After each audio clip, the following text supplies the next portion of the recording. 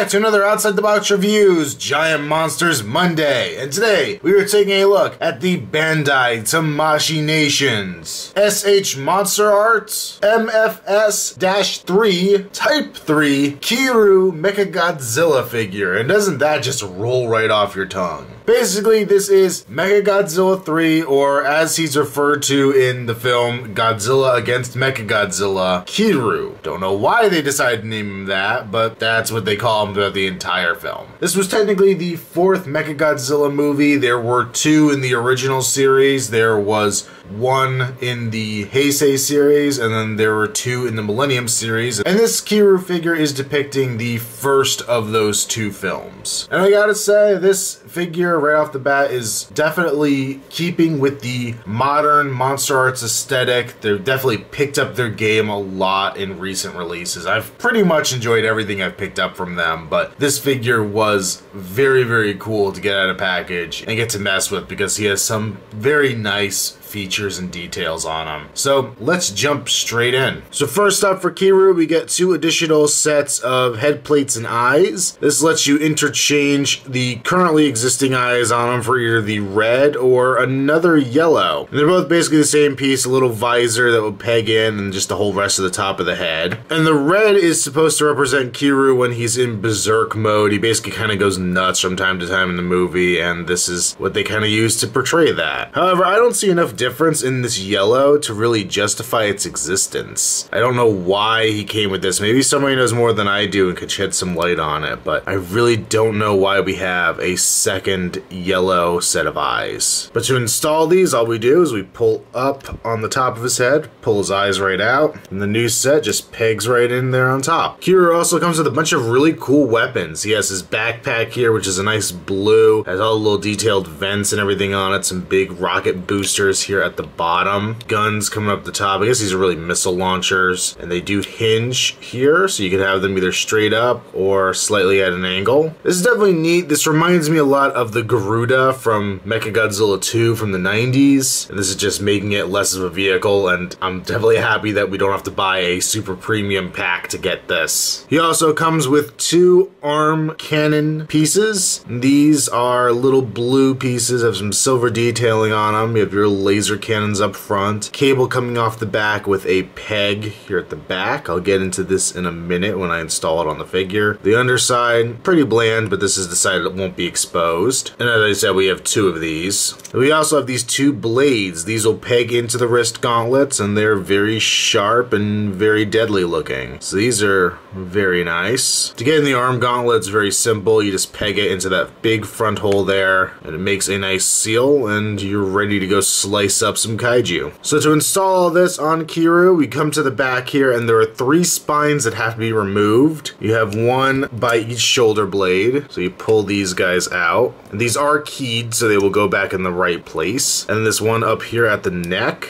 come up very easily, but they're definitely a tight fit, and they don't look like they don't belong, which is nice. You take your backpack here, and of course you have three pegs on the bottom that will fit with those corresponding pieces, and that will just peg right on there. Then for the arms, if we come here and look at the very bottom of the arm, we can see a peg sticking out here in the back, and that has to be removed, and very carefully, because where did I just drop it? Now these are incredibly small pegs, so just be very careful with these. Don't lose these. I think these are worse than the Mogira pegs as far as a tiny little piece goes. This kind of scares me. But you would then go and take this little round piece on the arm cannon, and that will peg into the round section of his arm, and that comes around and pegs back into his elbow. So now you've replaced that elbow peg you pulled out with the built-in one connected to the cable. So now that we've got Kiyru totally decked out, let's take a closer look at him. The head sculpt on here I think is very solid. Obviously the three head plates are all pretty much the same, but I think it gives him a very cool dragon look, very accurate to the film. Nice silvery paint they did on him. They had little red kind of tear looking sections coming off his eyes that are in the film. We can't can, of course, open the mouth, and one of my favorite details of the character and the figures in here, Kiyru in the film is said to be built around the bones of the original Godzilla, and you can see in here he actually does have the bone-colored teeth, the actual organic-style teeth in there, which I think is a great touch. You can also see the kind of maser cannon-looking piece there in the back of his throat, so great attention to detail there. His neck, this whole figure actually, you can see it's almost like armor over a black undersuit, so you can see the wiry-looking black under there with the metal rings going around it. Here on the side of his head, we have an actual tube coming down from the head into the neck piece, and I've heard this is an issue with some people. This figure, so far, fortunately, knock on wood for me, has not had any joints pop apart, but people have actually popped the head off and said that it's very, very hard to get those hoses back into where they go, so something to be wary about on this figure. Come down to the chest, it's a nice metallic silver, lots of good detailing on there, and this has another weapons feature for Kiyru. You can actually open up these 3 panels here in the chest, and this is where he would fire his absolute zero cannon from, so that's another nice kind of weapon you could add into your figure, display option for a weapon. Very cool looking. I like the look of this whole thing. For his shoulders, he has the kind of pauldron up here. Come down to the arm, you can see a little red triangle there. They pop this gauntlet off for a second, you can see. One thing I really like about the design of the arm is that the circle that the extra piece plugs into looks like it belongs in the sculpt. It's not glaringly apparent that that's supposed to actually be just a plug-in port. It actually really works with the sculpt, which I dig a lot. See the kind of black there in the elbow. And then we have the hands, very Godzilla looking, with a little bit of black in there, mostly with the silver. It's very hard to talk about the paint on this figure because he's 90% silver and black. You have the lower part of the torso armor here, and then we can go into the back here for a second. You can see these spines. I already showed them when I was removing them. He has little boosters back here coming off the shoulders. And then this middle piece here is actually free floating. At first I thought mine was broken, but I actually think this is supposed to be like this just to kind of cover the joint. So this actually just free floats. You can see it comes around to the sides, kind of wrapped pipe look. But then when you articulate the body, it actually kind of hinges with the body, which I think is a nice look. Coming down here, we got a lot of the big gaps in here now where you can see the black kind of undersuit through it, but no real gaps in the sculpt, which is very nice.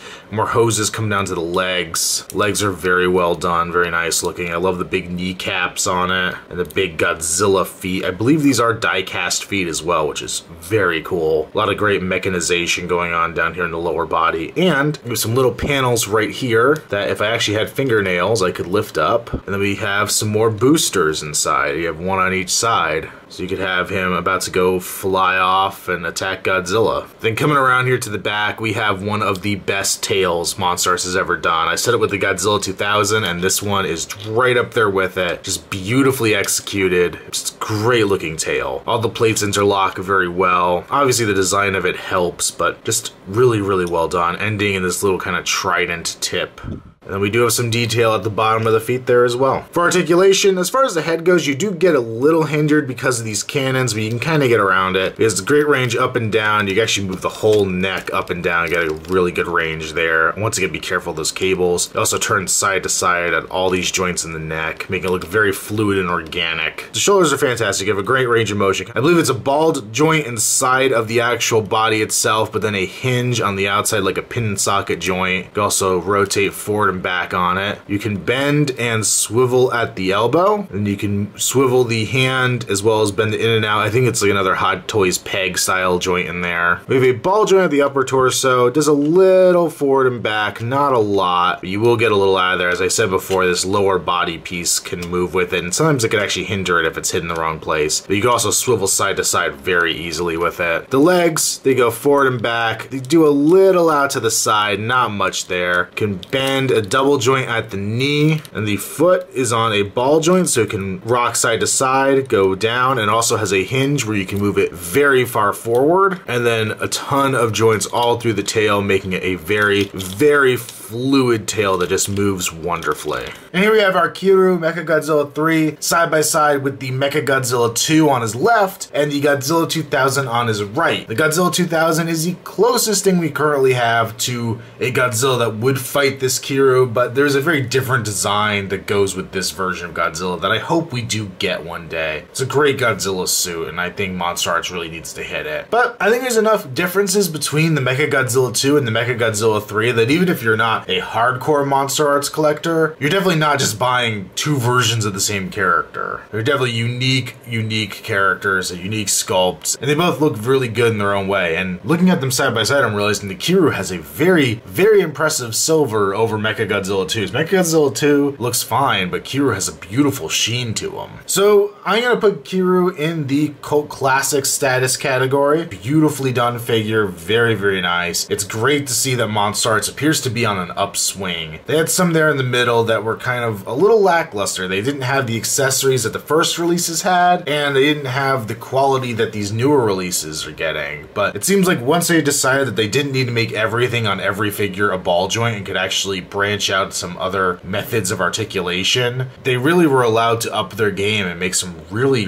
great stuff. And I'm looking forward to a lot of their future releases now, based on these two figures that came out fairly recently. Now, Kiyru, there is another version of him. He was in the next movie in the series as well, which was Godzilla Tokyo Sos, and that version is pretty much the same, but there's some minor sculpt detail differences. I noticed his chest is a little different, and then his extra armor pieces get more of a black color than they do this bright blue, which I actually prefer that darker palette. I actually prefer that movie in general. If you want to hear my honest opinion, my quick review on the movie itself is that Mechagodzilla 3 is basically a Neon Genesis Evangelion ripoff and not really that imaginative, and Tokyo SOS is at least a much better fight scene, though it is a very long fight scene through the middle of the movie. But very happy with this guy. I recommend any Godzilla fans to go pick him up. Make sure you check me out on Instagram, username Outside the Box Reviews. Also check me out on Facebook, link below. And until next time, it's been our Outside the Box Reviews, Giant Monsters Monday. Sayonara.